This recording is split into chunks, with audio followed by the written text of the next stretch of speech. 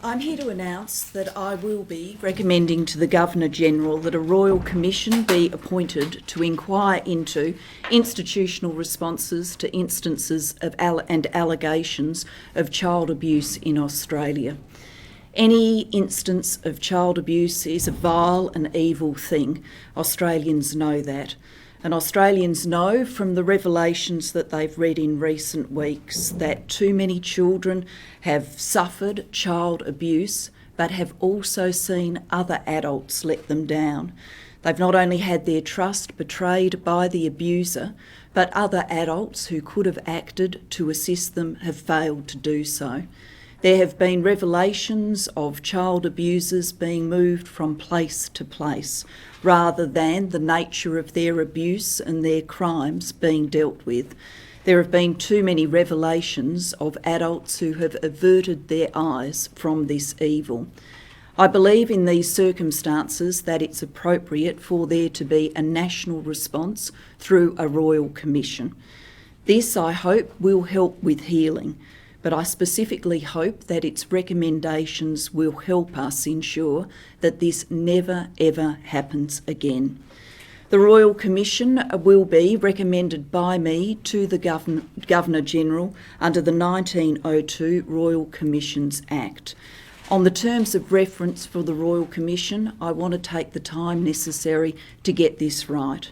So over the next few weeks, we will be consulting with the organisations that represent the survivors of child abuse, with religious organisations, with state and territory governments to ensure that the terms of reference are right.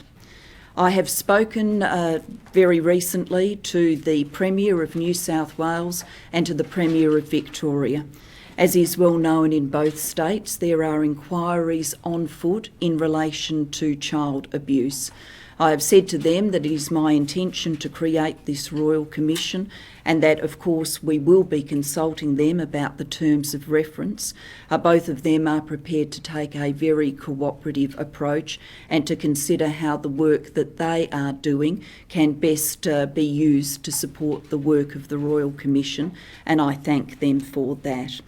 I have discussed this with my Cabinet colleagues, and my Cabinet colleagues are very supportive of taking this approach. And so we will, in coming weeks, work on the terms of reference in a collaborative way. That work will be done in detail by the Attorney-General, Nicola Roxon, working with the Acting Minister for Families, Brendan O'Connor. That consultative approach will be led by them. Then, at the same time as we work on the terms of reference and that consultation, we will consider the appropriate person or persons to act as the Royal Commissioner or Commissioners for this inquiry. Child abuse is always wrong, always heartbreaking, always distressing. I know so many Australians would have seen stories in recent days that really did hurt them to read, and that they want to see action taken. I think we all want to do everything we can to ensure that we do not see in the future institutions fail to respond if there are allegations of child abuse in their midst. I hope that this Royal Commission can guide us to that place. I'll take some questions. Phil. Prime Minister, so is it right to say this will look beyond the Catholic Church to all institutions? Absolutely correct. It's institutional responses to instances and allegations of child abuse in Australia. We will work on the specific terms of reference, but this is about children who were in the care of religious organisations, so that's all religious organisations. It's about children who were in state care. It's about children who were in the care of not-for-profit bodies other than religious organisations. It will therefore go as well to the response of children's services agencies and the response of the police. That's a very large scope for this inquiry. Have you any sense of the length of time and the amount of money involved? I think, to be frank, it will take quite some time. And I believe the time should be taken to get it right, to make sure that the Royal Commission does the work that we want it to do. In terms of costs, the government will make appropriate provision for them, and the matter will be accounted for in the budget in May next year. Clearly, the costs will become apparent as the inquiry goes on, and the government will make continuous provision as necessary. Would you hope this commission to start work this year?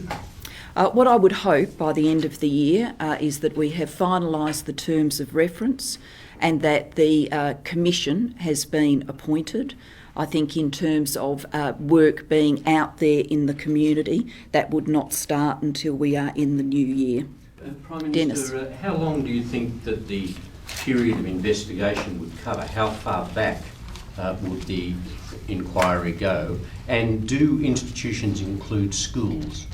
Yes, institutions include schools, and obviously schools possibly run by churches, possibly run by state governments. We do not have I haven't set a time cut-off as to how far back this would go. It would become a question, I think, for the Commission to work out what is beyond the realms of taking proper evidence and getting appropriate material on which to base firm conclusions. Prime Minister, do you think the terms of reference should include considerations about compensation for victims? Look, we will take some advice on the terms of reference, but the focus here is on institutional responses to child abuse. Child abuse is, of course, wrong, and wrongdoers should be punished. This is an incredibly evil thing, and I think we'd all hope that anybody who has ever abused a child is held to account for that in the criminal courts. But beyond the evidence of abuse here, there is also, I believe, cause for concern that other adults who could have done something to make a difference to the lives of these children didn't do what they should have, either by becoming complicit in people being moved around, for example, or by averting their eyes and by acts of omission. Now, I think we need to learn the lessons about how institutions can best respond when there are allegations of sexual abuse of children.